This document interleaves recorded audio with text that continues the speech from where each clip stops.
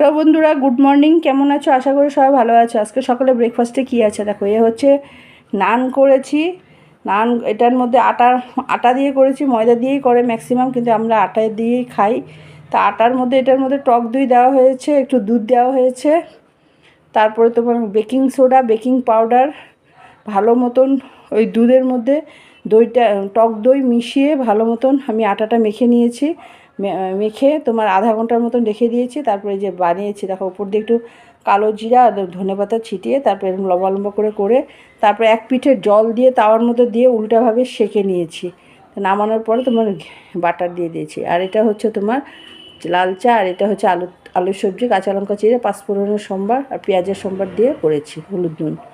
আর এটা হচ্ছে দুধ, আর এটা হচ্ছে আম। এটা আমাদের এখন এখানটা অমাবস্যা চলছে, তোমরা জানোই, আমি আসামের থেকে বলছি। তা আমাদের এই অমাবস্যার মধ্যে আম আর দুধ